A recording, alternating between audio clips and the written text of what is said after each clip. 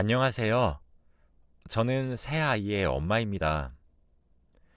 저희는 속도 위반으로 결혼을 했어요.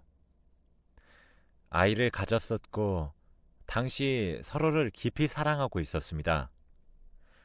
당연히 이미 결혼 얘기가 서로 오가고 있던 상황에 제가 임신을 하게 되었다는 사실을 알게 되었죠. 제 임신은 결혼 선물이 되었고, 저희 양가의 축복 같은 존재였습니다. 더욱 축하를 받았던 이유는 뱃속에 쌍둥이가 임신되어 있었기 때문이에요. 일란성 쌍둥이로 딸아이 2명이었죠. 현재 딸들은 초등학교에 다니고 있습니다. 처음 쌍둥이를 육아를 하고 있었을 때 무척 힘들었어요. 정말 많이 울고 그랬거든요. TV에서 누군가는 그러더군요. 쌍둥이의 육아는 힘든 것이 2배고 행복한 것이 4배로 돌아온다고 말이에요. 정말 그 말 딱 그대로였어요. 쌍둥이를 육아하는 도중에 정말 힘들고 지치는 순간들이 많이 있었지만 그럼에도 불구하고 아이들이 하루가 다르게 쑥쑥 커가는 모습을 보고 있으면 너무 행복했거든요. 저희 부부의 가족 계획도 아이는 2뿐이었기에 만족스럽기도 했죠. 그런데 어느 날 제가 입맛이 바뀌어 있더라고요. 생전 좋아하지도 않았던 생크림 케이크가 먹고 싶어 눈에서 눈물이 나기도 했고 기분이 하루에도 10수번은 오르락내리락 했습니다. 그리고 제가 원래 아침은 굉장히 가볍게 먹는 식습관을 유지했는데 어느새 보니까 아침에 삼겹살을 구워 먹고 있는 제가 보이더라고요. 마치 쌍둥이를 임신했을 때처럼 말이에요. 머리를 굴려 곰곰이 생각해 보는데 저는 한 달에 한 번 하는 마법의 주기가 정말 잘 맞거든요. 그런데 한 달을 아예 걸은 것 같더라고요. 설마 하는 심정으로 약국으로 달려가 임신 테스트기를 왕창 사왔었죠. 역시나 임신이 맞더라고요. 예상치도 못했고 원했었던 임신은 아니었지만 제 뱃속에서 새로운 생명이 또 자라고 있다는 사실이 문내 감격스럽기까지 했습니다. 딸아이들이 7살이 되었을 때 임신을 했죠. 남편은 눈물을 흘리며 기뻐했고 딸아이들도 제 주위를 빙글빙글 돌면서 아기는 대체 언제부터 볼 수 있는 거냐며 기대에 찬 눈빛으로 저를 반짝반짝 올려다 봤습니다. 정말 행복했죠. 누나가 된다는 사실에 아이들은 남다른 책임감까지 느끼기 시작했어요. 제가 어허, 의젓한 누나는 밥 먹다 중간에 그런 짓 안 하는데 하면 아이들은 언제 자기들이 말썽을 부리고 말을 안 들었냐는 듯 의젓한 누나를 흉내내려고 노력하곤 했습니다. 아직 젊은 나이라 또 육아를 하는 것에 대해 엄청난 두려움도 없었어요. 쌍둥이까지 제가 길러냈는데 아이 하나쯤이야. 이런 마음이었죠. 양가의 임신 소식을 알렸을 때도 정말 많이 좋아해 주셨습니다. 임신 초기에 유산의 위험이 있어 꽤 오랫동안 숨기다가 말을 했었거든요. 심지어 이번에 임신을 하게 된 아이는 남자아이라 양가에서 더 기뻐하셨어요. 원래 남매를 낳아야 한다고 하시면서요. 제 남편은 동네에서도 소문이 자자한 딸바보의 애처가예요. 제가 임신을 하게 되면서 저를 무슨 유리굿을 다루듯 대하기 시작했죠. 아무래도 임신을 한 상태라 더욱 조심스럽게 저를 대하는 것이 너무 좋아서 일부러 끙끙거려 보기도 하면서 신혼 분위기를 물씬 냈습니다. 딸 쌍둥이는 태동부터 장군감이어서 제가 임신 기간 동안 정말 고생을 많이 했었는데 우리 아들은 벌써부터 엄마 걱정이 태산인 건지 뱃속에서도 그저 얌전하더라고요. 그렇게 뱃속에 아이를 품은 지 10개월이 지나자 출산이 코앞으로 가까워지게 되었고 저는 출산을 위해 입원을 하게 되었습니다. 유도분만을 통해 아이를 자연분만을 하는 데 성공하였고 예쁜 왕자님은 그렇게 제품으로 들어오게 되었죠. 꼬물거리는 손가락부터 저를 쏙 빼닮았더라고요. 어찌나 예쁘던지 눈에 넣어도 아프지 않을 것 같았습니다. 하지만 출산을 하는 도중에 제 몸이 너무 많이 상해버렸고 산후조리와 함께 몸조리를 다른 산모들에 비해 조금 오래 하게 되었어요. 남편은 그 사이에 혼자 집에서 쌍둥이들을 케어했지요. 주말에만 제가 있는 조리원에 찾아와 아들과 동생이 될 아이를 구경하고 집으로 돌아갔습니다.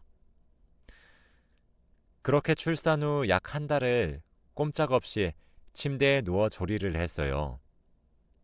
그리고 조리원을 퇴소해 집으로 돌아왔습니다. 하지만 이미 제게 쌍둥이 딸아이들이 있었고 그 아이들을 케어하면서 신생아를 동시에 케어하는 것은 정말 지옥 같은 난이도였죠. 사실 딸아이들은 너무 장군감이었고 아들이 너무 순했어요. 누워있는 신생아인 제 아들은 조리원에서도 순하다고 소문이 날 정도였거든요. 사실 아들이 그렇게 순해서 제가 힘들다는 것이 거기서 끝났지, 아들도 예민했으면 정말 정신을 잃었을 정도였죠. 시댁과 친정에서도 제가 너무 많이 힘들어하니까 아이 셋의 육아를 도와주고 싶어 하셨으나 저희 집의 사정을 도와주실 시간적 여유가 양가 모두 없으셨습니다. 그래서 그 대신으로 저희 집에 시댁과 친정에서 금전적인 지원을 조금 해주셔서 그 돈으로 산후도우미를 부르기로 결정을 했어요. 경제적으로 돈의 지출은 많아질 수 있겠지만 제가 정말 딱 죽겠다 싶을 정도로 힘이 들어서 제가 먼저 잘못되겠다는 생각이 들 정도였거든요. 그래서 저희는 지인들에게 추천받은 산후도우미 업체에 연락을 했고 저희 집에 산후도우미가 오게 되었습니다. 저희가 고용한 산후도우미는 산모와 신생아를 케어하고 저희 집 가사를 지원해주는 서비스였어요. 물론 비용은 꽤 많이 비쌌습니다. 비용이 많이 비싸 오랜 시간을 부를 순 없었지만 그래도 그 도움을 주시는 몇 시간 동안은 제가 숨통이 트이니까 해볼만 했죠.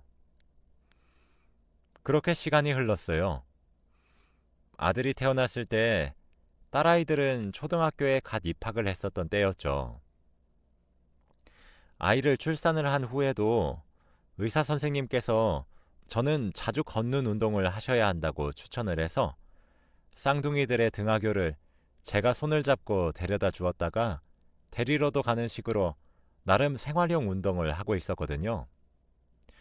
여느 때와 다름없이 딸아이들의 손을 양손에 하나씩 잡고 아이들을 학교에 데려다 주러 가는 길이었어요.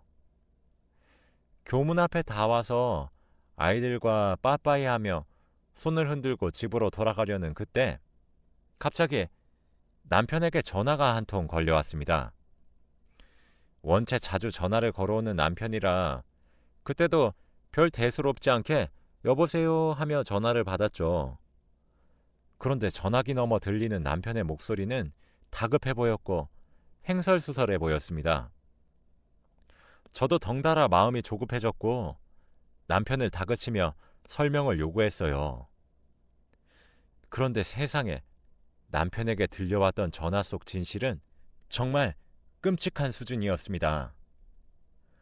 사실 저희 부부는 집에 가정용 CCTV가 거실과 아이들의 공부방에 설치가 되어 있어요. 저희 남편의 딸사랑이 만들어낸 것이죠. 아무래도 아이가 둘인지라 저는 임신 후 결혼과 동시에 직장을 그만두고 가정주부로 전향을 했습니다. 저희 부부 둘 다 아이를 키우는 데 있어 최대한 부모 손에서 아이를 기르자는 것이 육아 신념이어서 합의가 된 사항이었죠. 하지만 남편의 외벌이로 저희 식구를 건사하기 위해서는 남편이 정말 열심히 일을 해야 했어요. 야근 수당을 받기 위해서 야근을 자처해야 할 정도였죠. 다행히 남편의 벌이는 남들보다 많이 받는 수준이기도 하고 남편이 재테크도 무척 잘해서 경제적 어려움은 없었습니다. 하지만 남편이 일을 하면서 가장 크게 겪게 된 어려움은 자신이 사랑하는 아이들의 얼굴을 평일엔 항상 자는 모습만 지켜봐야 된다는 것이었죠. 그래서 남편은 일하는 도중에도 자신이 너무 힘들고 지칠 때 자신의 아내인 저와 아이들의 모습을 보며 기운을 차리고 싶다면서 가족용 CCTV를 설치하자고 제안을 하더라고요. 그리고 저도 아이들의 안전상 문제로 설치하는 것이 좋을 것 같다는 생각에 동의했습니다. 그런데 그때 남편은 출근을 하고 난 뒤 회의를 앞두고 저와 아들이 보고 싶어서 가정용 CCTV를 휴대폰으로 켰다고 해요. 하지만 저는 온데간데 없어서 우리 딸내미들 학교에 데려다 주고 벌써 도우미가 오셨구나 라고 생각을 하고 있던 찰나에 산후 도우미가 태어난 지 얼마 안 된 아들을 강하게 학대하는 모습을 보았다고 합니다. 그 모습을 보자마자 남편은 당장 회사를 뛰쳐나오며 제게 전화를 걸었고 전화를 받은 저도 다급히 집으로 향했습니다. 어쩐지 이상했어요. 아들은 순한 수준이 아니라 거의 묻어난 수준이라서 잘 울지도 떼를 쓰지도 않았고 칭얼거리는 것도 다른 아이들보다 덜했습니다. 처음엔 발달이 늦는 것은 아닌가 걱정했었는데 타고난 천성이 순하다고 하시더라고요. 조리원에서도 저희 아들이 가장 수월하다고 할 정도였으니 말 다 했겠죠. 그런데 그런 아들이 도우미를 부르고 난 뒤부터 시도 때도 없이 자지러지는 울음을 터뜨리기도 하고 투정을 부리기도 시작해 저도 많이 당황스러웠거든요. 이미 산후 도우미가 오기 시작한 지 일주일도 넘게 흐른 상태에서 남편이 우연한 기회로 학대 현장을 보게 된 것이었죠. 다급히 집으로 뛰어가듯 들어갔습니다. 그랬더니 도우미는 오늘은 빨리 돌아오셨네요? 라고 아무렇지 않게 우는 아이를 어르고 있더라고요. 제가 도착하고 몇 분 지나지 않아 남편도 다급히 집으로 뛰어들어왔죠. 저는 도우미로부터 제 아이를 바로 빼앗아 제가 안았어요. 남편은 머리 끝까지 화가 나 있었고 전 눈물밖에 나오지 않았지요. 남편은 가정용 CCTV가 거실에 달려 있었다는 사실을 밝히면서 방금 도우미인 당신이 아들에게 하고 있었던 모든 사실을 알고 왔다며 경찰을 부르겠다고 화를 내기 시작했어요. 저희 남편이 저와 아이들에겐 정말 다정하고 큰 소리 한번 내지 않지만 진짜 무서운 사람이거든요. 제가 뺐다시피 안아든 아들을 보니 아이가 얼마나 온 힘을 다해 울음을 터뜨린 것인지 얼굴에 실핏줄이 터져 있었습니다. 경찰을 부르기 위해 남편이 전화기를 꺼내들자 도우미는 바로 다급히 무릎을 꿇고 빌기 시작했어요. 사장님, 사모님, 한 번만 용서해 주세요. 대신 지금까지 결제하신 금액 전액 환불해드리고 그 기간 동안 도우미는 공짜로 해드릴게요. 네? 제가 정말 미쳤나 봅니다. 정말 죄송해요. 라며 머리를 쿵쿵 바닥에 찌으며 저희에게 싹싹 빌기 시작했고 남편은 그런 도우미를 저희 집안에서 무식하게 끌어냈습니다. 놀란 가슴을 진정시킨 뒤 아이를 병원에 데리고 가서 진료를 받았어요. 엑스레이도 찍고 할 수 있는 검진이란 검진은 다 한 것 같습니다. 신생아는 머리뼈도 덜 붙은 상태라 혹시 뇌에 손상이라도 가면 어떡하는 것인지, 나는 엄마의 자격이 있는 것인지 싶어 진짜 억장이 무너져 내렸고 스스로를 자책만 했어요. 아이를 검진했던 결과 오른팔과 왼쪽 다리뼈에 금이가 있었고 왼쪽 손의 손가락 2개는 골절이 되어 있었습니다. 거기에 그치지 않고 아들의 몸 구석구석에도 얕은 멍자국들이 발견되었죠. 현재로서는 뇌에 손상이 간 것으로 보이지는 않지만 그래도 주기적으로 뇌에 이상이 있는지 없는지 검사를 받아야 될 것 같다고 하시더라고요. 저와 남편은 집으로 돌아왔습니다. 속에서 천불이 나더군요. 어차피 저희가 현재 도우미를 부르기 시작한 지 일주일이 조금 넘었지만 그간의 영상들이 다 녹화가 되어 있었기 때문에 저와 남편은 컴퓨터로 영상들을 보기 시작했습니다. 정말 그동안 아무것도 몰랐던 저와 남편은 아들에게 얼마나 죄스러웠는지 몰라요. 도우미는 제가 아이들을 등교시켰던 그 순간이나 제가 아이를 도우미에게 맡기고 방으로 들어가 낮잠을 자는 순간처럼 제가 아이 곁을 비웠을 땐 신생아를 무슨 인형이나 짐짝을 다루듯이 다뤘더군요.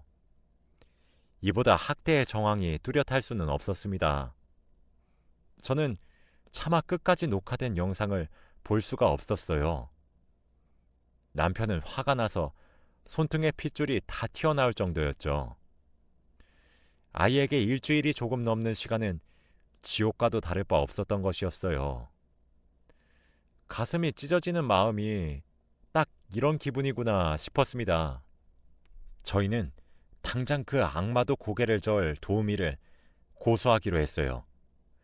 가정용 CCTV가 이렇게 도움이 된다니 좋은 건지 나쁜 건지 알 수가 없었어요. 남편은 바로 회사에 사정을 얘기한 후 연차를 냈습니다. 다음 날이 되었어요. 제가 정말 기가 막혔던 이유가 뭔지 아십니까? 선물용 과일 세트를 하나 사서 저희 집 초인종을 누른 도우미의 얼굴 때문이었습니다. 저는 어이가 없었고 문을 열지 않으려고 했지만 남편은 괜찮다는 듯 제 어깨를 2번 토닥이고는 문을 열어주었어요. 도우미는 그깟 것들이 사과의 선물이라며 저희에게 제발 받아달라고 허리를 숙였고 한 번만 봐달라고 싹싹 빌기 시작했습니다. 솔직히 진짜 한 대 치고 싶었어요. 제가 몸이 성했다면, 아이를 안고 있지 않았다면 분명 뺨을 내려 쳤을 겁니다. 남편은 무릎을 꿇고 있는 도우미를 밖으로 끌어내며 그 위로 그 도우미가 가져온 과일들을 던지면서 쌍욕을 했죠. 당장 눈앞에서 사라지고 집에 가서 고소장이나 기다리라고 하면서 말이죠. 고소를 당한다는 사실을 알고 나니 겁을 먹은 건지 횡설수설거리며 저희에게 잘못을 빌기 시작했습니다. 저흰 당연히 무시했고요. 우린 그 이후 영상들을 증거로 변호사를 만나러 갔고 경찰에 아동학대 혐의로 고소를 진행했습니다. 그리고 정신적 피해 보상까지 민사로 소송을 신청했습니다. 그러나 그 과정에서도 산후 도우미의 뻔뻔한 발언들은 이어졌어요.